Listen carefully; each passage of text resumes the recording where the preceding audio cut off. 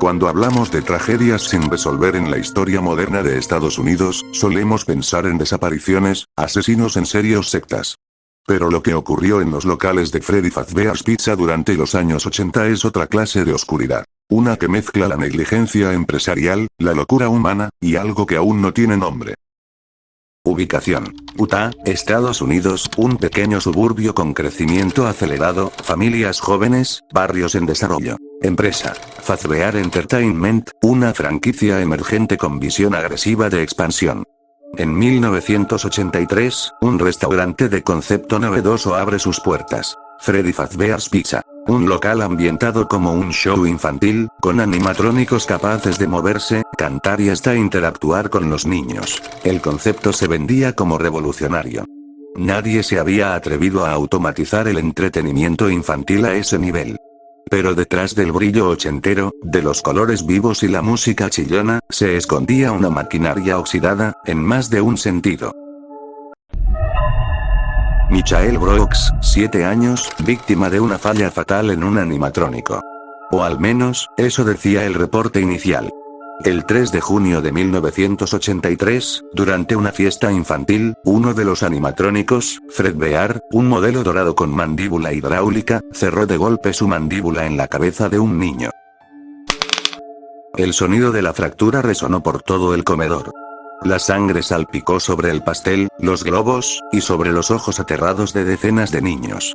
El local fue cerrado de inmediato por orden del Departamento de Salud del condado, pero aquí es donde el caso empieza a desfigurarse. La autopsia del niño fue sellada. Los padres recibieron una compensación económica y desaparecieron del estado. Los empleados fueron obligados a firmar acuerdos de confidencialidad. Y lo más perturbador, el animatrónico fue guardado, no destruido, guardado. Como si nada. El departamento de policía local investigó, pero sin pruebas forenses públicas, sin testimonios y con presión legal por parte de los abogados de Fazbear Entertainment, la mordida del 83 fue considerada un accidente desafortunado causado por error humano en el mantenimiento. Nadie fue condenado. Nadie fue arrestado. La empresa, lejos de quebrar, invirtió en una nueva sucursal, con una imagen más familiar. Y para los siguientes años, el nombre Freddy Fazbear volvió a estar en boca de todos, como si nada hubiese ocurrido. En verano de 1985, 5 niños desaparecieron durante distintos fines de semana. Todos los casos tenían un elemento en común. Estaban en Freddy Fazbear's Pizza poco antes de desaparecer. La investigación policial se centró en un hombre disfrazado con un traje de animatrónico, descrito por testigos como Spring Bonnie, un conejo amarillo que no formaba parte de los shows oficiales. Un sospechoso fue detenido, un ex empleado con historial de problemas psicológicos. Fue interrogado durante 48 horas, pero el mismo día que iba a ser procesado, el edificio donde estaba siendo retenido sufrió un cortocircuito y un incendio menor, que destruyó parte de la evidencia. Fue liberado por falta de pruebas. El caso se volvió una leyenda urbana, hasta que la policía recibió una llamada anónima. Una ex empleada. Con voz temblorosa. Busquen dentro de los trajes. Dentro de los animatrónicos. La policía ingresó al local durante la madrugada y encontró restos humanos dentro de los trajes usados para las presentaciones. Carne podrida, dientes, ojos reventados, fusionados con el mecanismo oxidado de los robots. Se cerró el local. Nuevamente. En lugar de cancelar la franquicia, Fazbear Entertainment rediseñó los animatrónicos con un nuevo sistema Toy, más amigables, con software de reconocimiento facial y bloqueos hidráulicos. El mensaje interno era claro. No importa lo que pasó. Lo que importa es que no vuelva a pasar. Al menos en público. Los viejos modelos fueron llevados a una sucursal secundaria, casi olvidada. La que usaría años después un guardia nocturno temporal, llamado Mike Smith. 5 niños muertos. Un menor con la cabeza destrozada. Restos dentro de trajes para fiestas infantiles. Y aún así, nadie fue condenado. ¿Qué clase de país permite que una empresa que oculta cadáveres pueda reabrir sin consecuencias? ¿Qué clase de criatura sigue sonriendo dentro de esos trajes? Una cosa es escuchar sobre una tragedia, otra muy distinta es vivir entre sus restos. En 1993, casi una década después del escándalo de los niños desaparecidos, la sucursal original fue reabierta discretamente, alegando que era un proyecto comunitario bajo administración independiente, aunque legalmente seguía ligada a Fazbear Entertainment como licenciante. Un nuevo local. Poca publicidad. Público objetivo. Familias de bajos recursos. La instalación, sin embargo, no estaba remodelada. Se conservaban los animatrónicos originales en estado decadente. Freddy, Bonnie, Chica, Foxy. Todos cubiertos de polvo, moho, grasa rancia y con mecanismos semioxidados. A veces funcionaban. A veces parecían mirar sin necesidad de electricidad. Se contrató personal temporal para operar en horarios limitados. Uno de ellos fue un joven llamado Mike Smith, cuyo trabajo era el de vigilante nocturno, desde la medianoche hasta las 6 a.m. En 2014, un periodista de investigación filtró las grabaciones del turno nocturno de Mike Smith. Se presume que las cintas fueron ocultadas durante décadas por presión de la empresa. Contenían archivos de audio, bitácoras, video grabado desde una vieja cámara CCTV y anotaciones escritas a mano por el propio Mike. Aquí un resumen de lo registrado. Al principio pensé que este era el trabajo más fácil del mundo. Nadie entra, nadie roba, solo mirar cámaras. Pero a la 1:43 am, vi a ese conejo azul cambiar de lugar. Al principio creí que era un fallo del sistema, pero no había nadie operando el escenario. Lo volví a ver moverse a las 2:07, ahora estaba frente a una de las oficinas. A las 2:35 la cámara de la cocina dejó de funcionar. Solo se oía estática y respiración.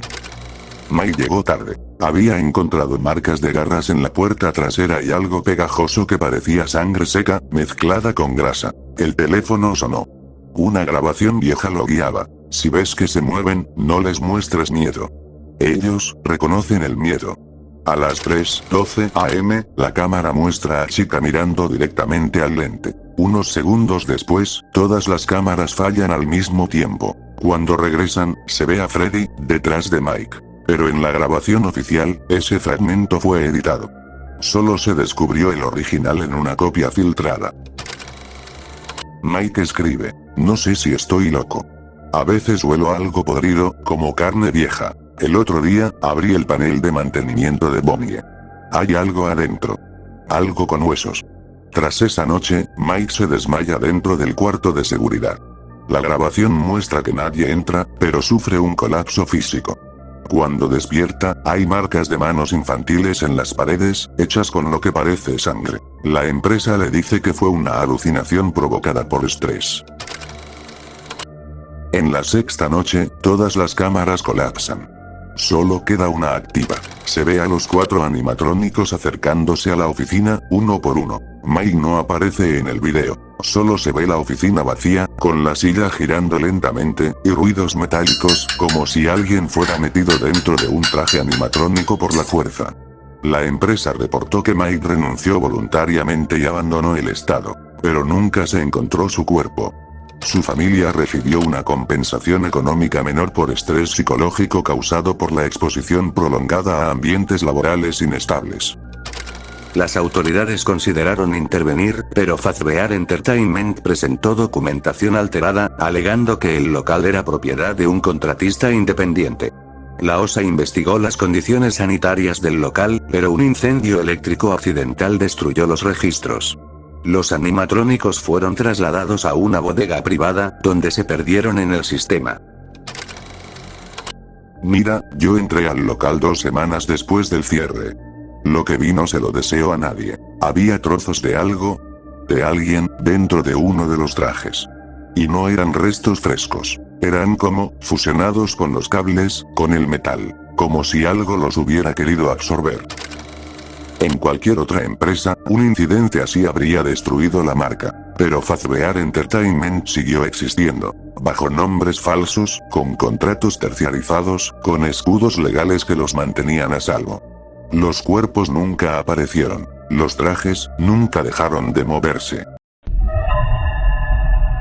Tras el cierre definitivo del local en 1993, los animatrónicos originales fueron transportados a una bodega industrial en las afueras del estado.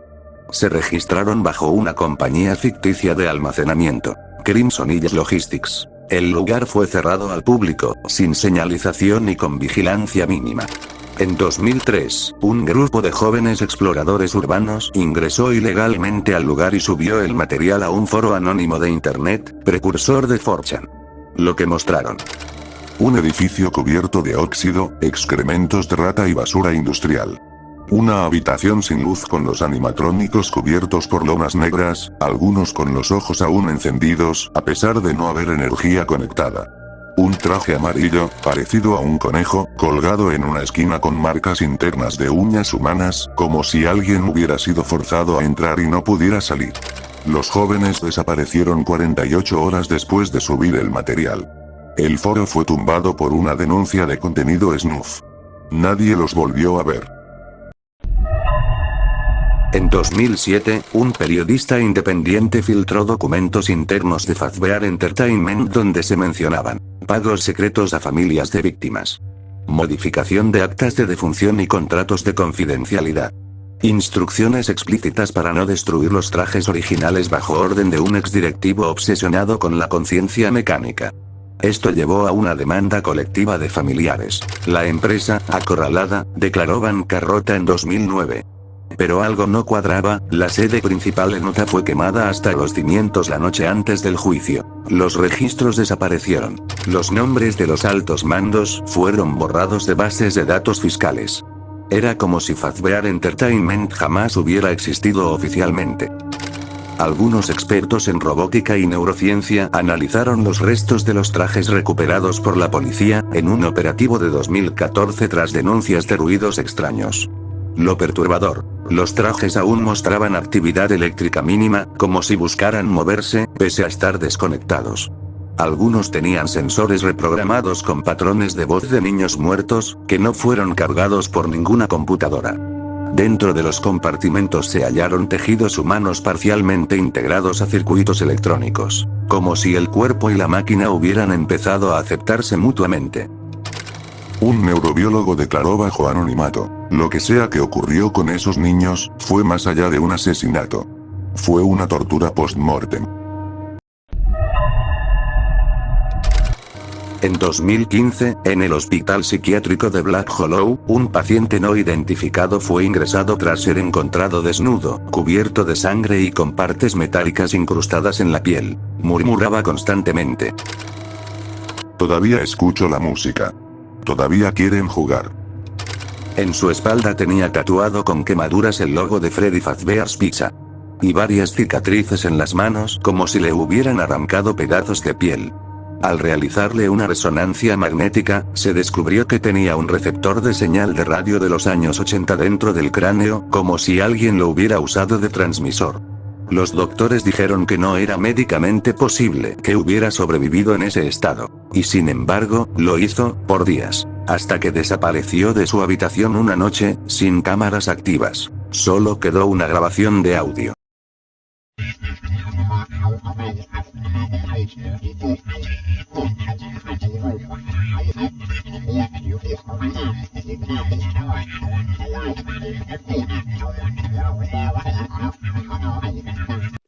Freddy Fazbear's Pizza nunca fue solo un restaurante. Fue una herida.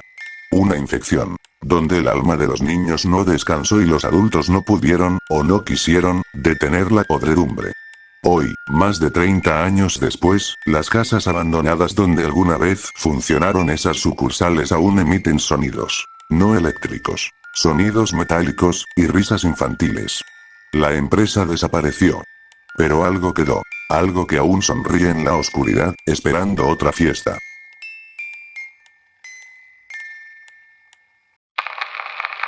Si estás viendo esto, por favor, escucha. No sé cuánto tiempo tengo.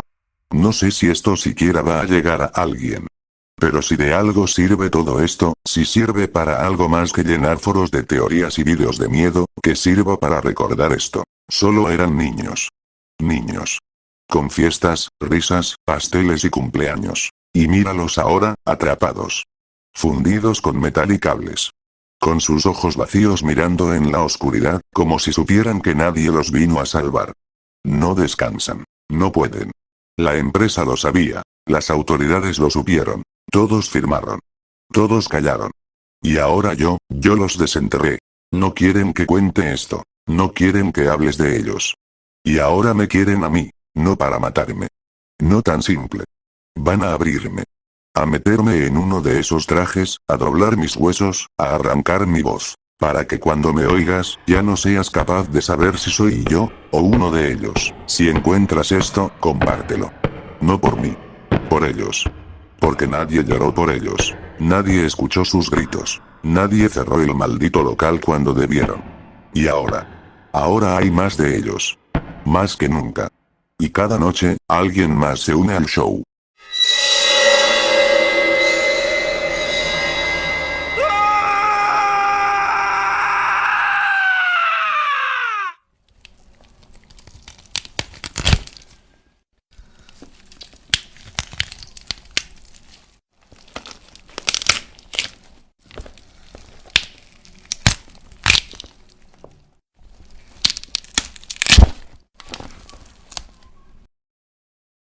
Hace años que ocurrió y no lo olvidaré. Las almas de los niños siempre las recordaré. Odio verlos llorar. No logro comprender por qué ese hombre ha querido hacerlos desaparecer.